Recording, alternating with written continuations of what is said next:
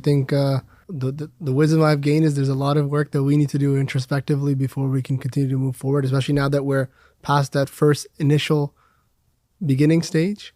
And now we're kind of going into how do we build from You just don't want to just go through this stuff on autopilot or like listening on to YouTube videos about, this is how you start the ideal business, because then like the worst mistake I see so many people make is they spend their life chasing somebody else's dream. And, you don't want to chase somebody else's dream. You want to chase yours. And so like copying me or copying anybody is a fool's errand, because like you would be miserable being me and I would be miserable being you. And that's what's wonderful about life. But you got to figure out like what it is that you're really looking to achieve and then engineer that outcome.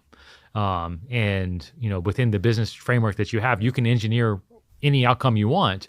But just like dominating an industry for the sake of it is not a good outcome. It's like if you really, want $1 million a year cash flow and to be able to be home for dinner every night at 5:00 and have a good life, then, that's a fairly easy outcome to engineer, but we should be working back. We should be, thinking through like how do we engineer that, and like what's the least stressful way of doing that. And then you probably don't want to do the pure direct to consumer part of the business. You can have a much easier business model that's sustainable, that gets you to that, and we should be putting our energy into that. I mean, like, so you have to know, like, I certainly don't know you well enough to help you to know which one of those to go into, but you need to figure it out. But what's so beautiful about business, and boring businesses specifically, is that you have the freedom to engineer whatever outcome you want, big or small. And that's why the introspection is so important to,